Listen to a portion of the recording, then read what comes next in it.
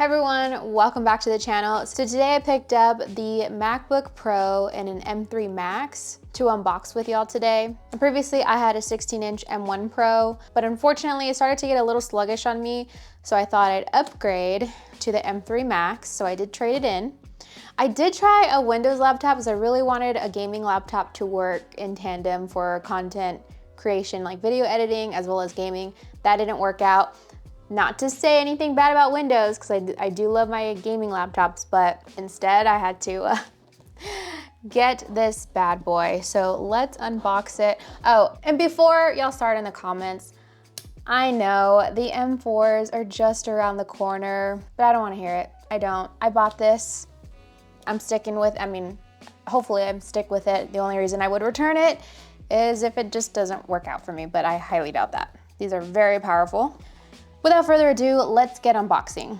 I did pick this up at Best Buy. They did unfortunately give me a box that has a little love on it, some scratches, but it's what's on the inside that counts. Okay, and so we got, again, the MacBook Pro 16-inch, 36 gigs of unified memory, 1 terabyte SSD. We have 14 cores in the CPU and 30 cores for the GPU. So I didn't get like the maxed out version of this, but hopefully this has enough juice for me, which it's the M3 Max, so it should. So let's get this unboxed.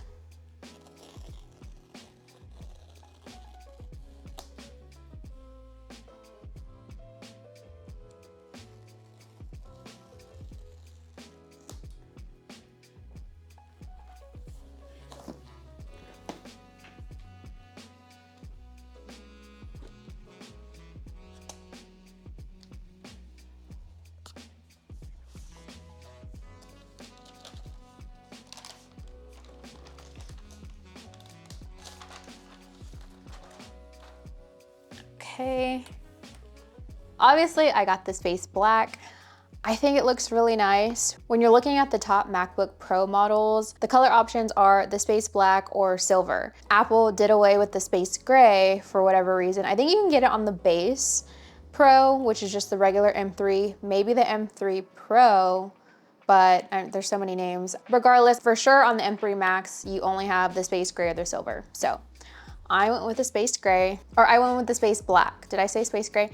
It looks space gray. It's black, but not black. I don't know. I'm sure you've seen other videos of people talking about it, but it's not a true black, it's a dark gray.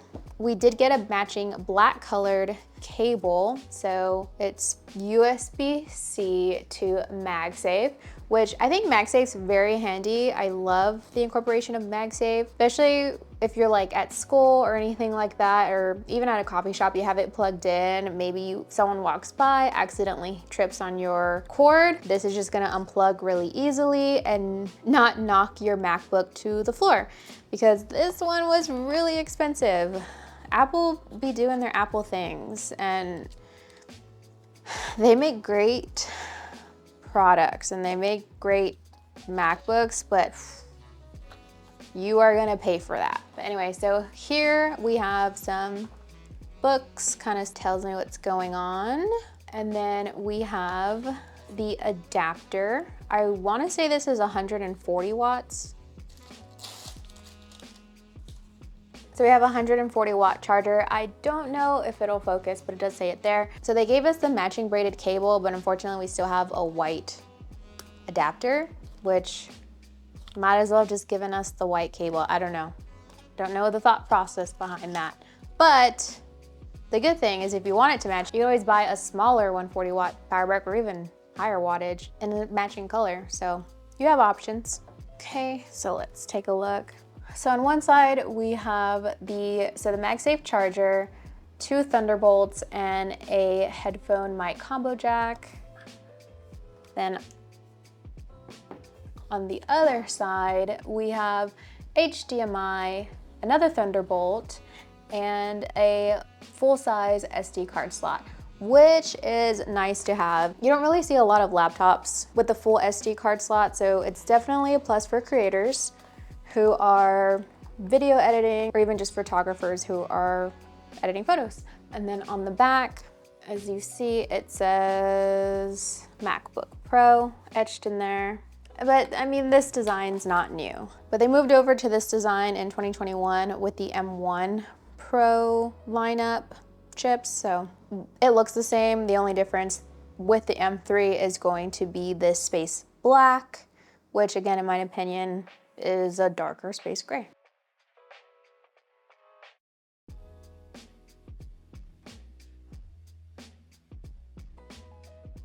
Even in this angle, well, if I have it all the way up, yeah, it looks dark. Actually, one sec. I have so this is a 60-inch. I have the 14-inch MacBook Pro M1 Pro in space gray. So I'm gonna grab that one really quick so we can compare the color. You can obviously see the size comparison if you are considering between a 14 and a 16, I guess, but so the 14 is space gray, and then we have the space black. On camera, the space gray looks a little bit more silver. I mean, it's not. We have the silver variant. The silver is very silver, but in comparison of these two specifically, it just makes, the space black makes this one look a lot lighter for, I mean, obvious reasons, like that makes sense. So just know the silver would be a lot lighter than this. If you are trying to decide between the space black and the silver, kind of gives you a representation, I don't know. I've seen like some people post their MacBook online and they're like, oh, I got the new space black. And I'm like, wait, is that the space black or is that space gray? So it was really confusing seeing it now in person. Before ordering this, I hadn't actually seen it in person, just based off of what I've seen online. It doesn't really look that black, but it's not that. To me, it's not that big of a deal. I'm not buying it for the color. I'm buying it for the internals and what it can do. Okay, so now I'm going to set it up. Okay, so I got everything set up and I was messing around with the laptop quite a bit, but here we are in all its glory. And as I've mentioned, not much has changed with the design.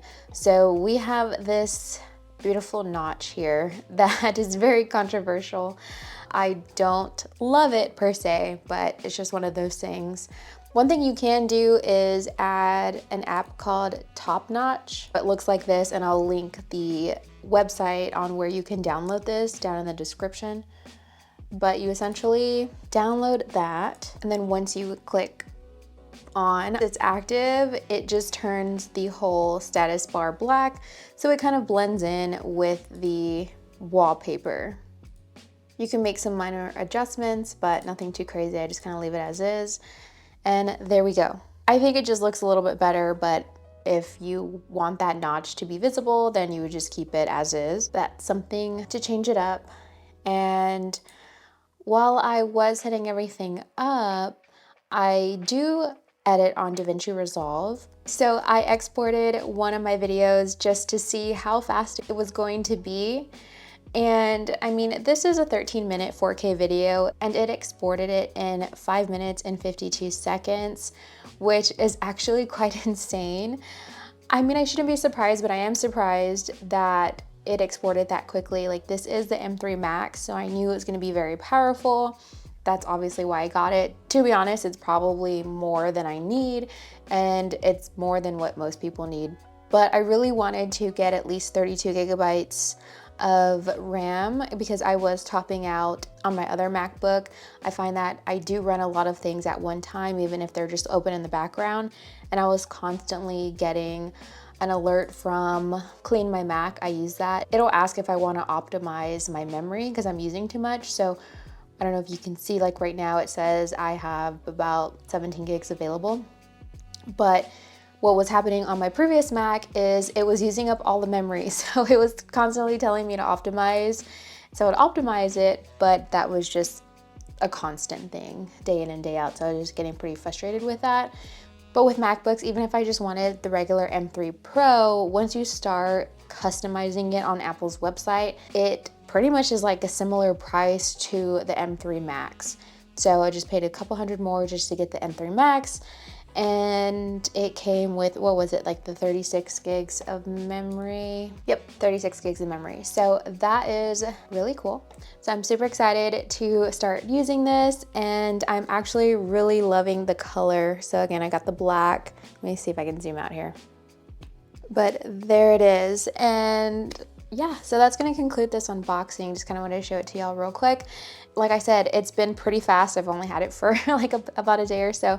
Super excited about it. Let me know if you have any questions down in the comments below. And if you liked this unboxing, please consider hitting that subscribe button and liking this video so I can continue making content like this. But thanks for watching, and I'll see you in the next one. Bye.